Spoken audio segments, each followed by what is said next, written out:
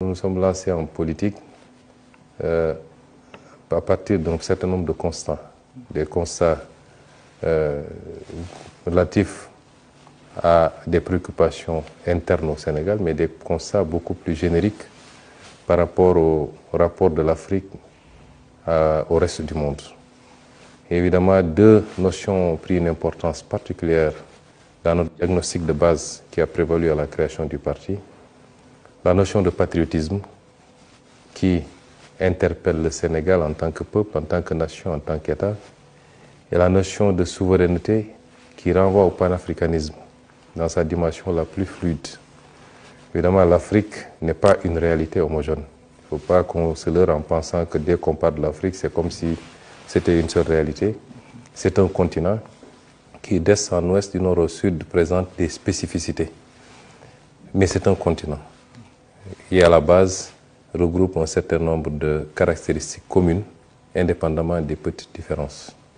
Et sous ce second aspect, un certain nombre de leaders politiques illuminent effectivement nos réflexions, mais également guident quelque part notre action. Il s'agit certainement du président Thomas Sankara, mais il y a d'autres leaders comme Patrice Lumumba, comme Mamadou Dia au Sénégal, qui est d'ailleurs une de nos références les plus solides. Vous avez vu que récemment, le président Diomaye a rebaptisé la plus grande avenue chez nous pour lui donner le nom du président Mamadou Dia. Certainement d'autres, Kwame Nkrumah à côté. C'est autant de leaders qui nous inspirent. Évidemment, nous nous inspirons d'eux, mais en nous adaptant à notre contexte. Les contextes ne sont pas les mêmes et nous pouvons prendre beaucoup de leurs idées, de leur conception des choses, mais en l'adaptant à notre contexte, à notre temps et aux outils dont nous disposons aujourd'hui. Et c'est cela que représente effectivement Thomas Sankara. Ce n'est pas seulement dans le discours politique, mais les actes qui ont été posés durant le court temps qu'a duré son règne pour souverainiser le Burkina Faso, pour ramener les valeurs et les traditions qui fondent la société burkinabé. Ça, c'est extrêmement important pour tout Africain qui veut aujourd'hui mener un combat similaire. Justement, est-ce que vous pensez que les pays africains aujourd'hui doivent s'inspirer donc de cet idéal de souveraineté, de lutte contre l'impérialisme qu'a incarné le président Thomas Sankara donc pour aller de l'avant?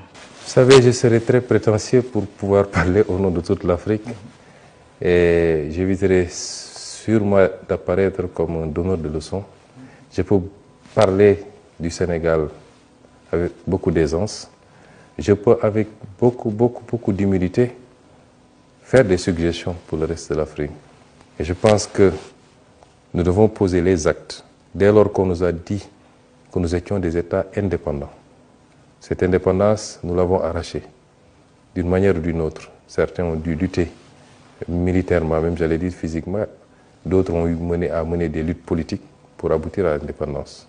Dès lors qu'on a cette indépendance, c'est à nous de donner un contenu à notre souveraineté. Qu'est-ce qui a fait que durant toutes ces années, nos leaders, en tout cas une bonne partie de nos leaders, ont accepté de continuer de subir les dictats et les ordres venant d'ailleurs? Ça renvoie à nous-mêmes, à nos élites d'abord, mais également peut-être pour une moindre part au peuple qui doit s'intéresser et s'impliquer dans la gestion de la chose publique. Et c'est pourquoi nous considérons qu'il nous faut beaucoup moins être dans la défensive, mais incarner de manière offensive l'indépendance que nous avons acquise. C'est-à-dire que nous avons acquis en posant des actes très concrets et voir dans quelle mesure ces actes-là seront contredits ou contrecarrés par d'autres. À partir de ce moment, on pourrait revenir sur l'aspect défensif de la souveraineté.